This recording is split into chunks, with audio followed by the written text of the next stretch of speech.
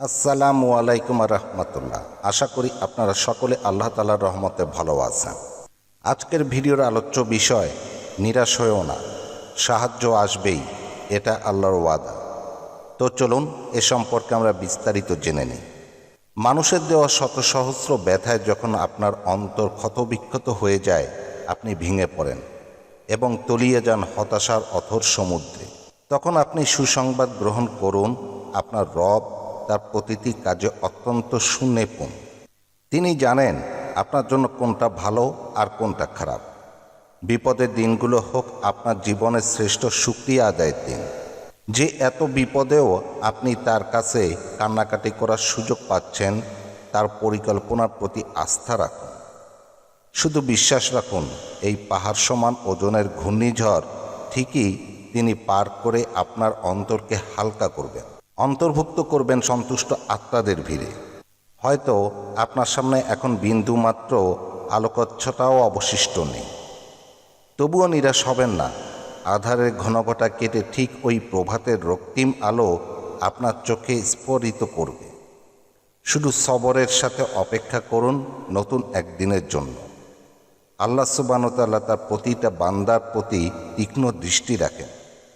প্রতি মুহূর্তেই তিনি তার বান্দাকে পর্যবেক্ষণ করেন এবং তার সঙ্গে থাকেন। একটা আনন্দের কথা কি জানেন? আল্লাহ হজরত ইয়াহিয়া আলাইহিসসালাম সম্বন্ধে বলেন, হে জাকারিয়া আলাইহিসসালাম, অবশ্যই আমি তোমাকে একজন পুত্রের সুসংবাদ দিচ্ছি। তার নাম হবে ইয়াহিয়া। এই নামে আমি ইতিপূর্বে কারো নামকরণ করিনি। সূরা মরিয়ম আয়াত ৭। এখানে আপনি একটি বিষয় খেয়াল করেছেন? তিনি তার বান্দার নাম কবে রেখেছেন বা রাখেননি সেটাও খেয়াল রেখেছেন।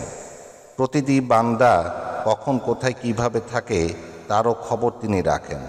এমনকি আমাদের অন্তরে থাকা প্রতিটি শব্দ বা অনুভূতিও তিনি জানেন। তিনি বলেছেন তিনি তাদেরকে পরিবেষ্টন করে রেখেছেন এবং তিনি তাদেরকে বিশেষভাবে গণনা করেছেন। সূরা মারিয়াম আয়াত ৯৪। এই আয়াতটা সাদামাটা মনে হলেও যদি এটা নিয়ে আমরা ভাবতে বসি, তাহলে আল্লাহর প্রেমে পড়তে আমরা বাধ্য হব। পৃথিবীর ইতিহাসে কত মিলিয়ন দিবস পার হয়েছে তার হিসাব কি আছে? অথচ আরশের অধিপতি জমিনে থাকা প্রতিটা মানুষের নাম সম্বন্ধেও এতটা সতর্ক যে তিনি কোরআনের মতো একটা মহিমান্বিত গ্রন্থে এই কথাটাকে উল্লেখ করে দিলেন। আপনি কি অনুধাবন করতে পারেন কতটা গুরুত্বপূর্ণ না হলে আল্লাহ এমন একটা আয়াত নাজিল করলেন? আল্লাহ সুবহানাহু ওয়া তাআলা তার দাসের খবর রাখেন, তার কাছে দোয়া না করাতে তিনি অসন্তুষ্ট হন।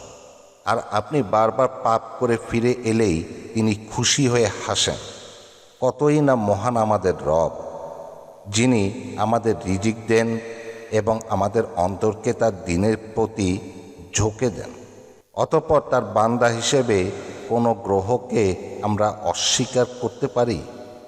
এই আয়াতের অসীম জ্ঞান নিয়ে যদি আমরা ভাবতে বসি, তাহলে দেখব তিনি এখানে আমাদেরকে বলতে চেয়েছেন, এ আমার আব্দ, তুমি কি জানো তোমার নামটা অবধি আমি জেনে রাখি? যখন তুমি আমাকে ডাকো তখন তোমার নাম ধরে আমার পবিত্র ফেরেশতারা তোমার জন্য ক্ষমা প্রার্থনা করে।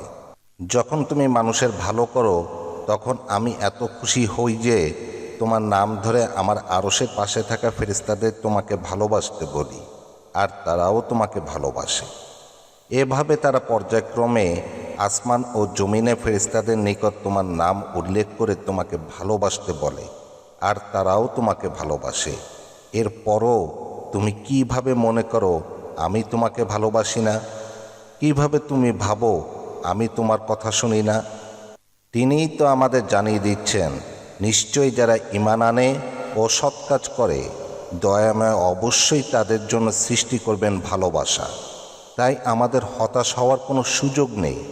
আমরা দুঃখে কাঁদতে পারি, আমাদের অশ্রুযুগল ইয়াকুব আলাইহিসসালামের মতো জ্যোতিহীন হয়ে যেতে পারে, তবুও আমরা হতাশ হতে পারি না। আমরা না পারি আল্লাহর দিকে অভিযোগের তীর ছুটতে? আমরা কি এমন মর্যাদার অধিকার হয়ে গেছি যে সবর না করে তার ফল আস্বাদন করতে চাই? কাঁদুন, কিন্তু হতাশ হবেন না। অভিযোগ জানান, কিন্তু অভিযুক্ত করবেন না। ধৈর্য অবলম্বন করুন। আপনার জীবনে যাই ঘটুক তা নিয়ে সন্তুষ্ট থাকুন। নিশ্চয় আল্লাহ উত্তম পরিকল্পনাকারী। আজকে এই পর্যন্তই। সবাই ভালো থাকবেন, সুস্থ থাকবেন। আল্লাহ হাফেজ।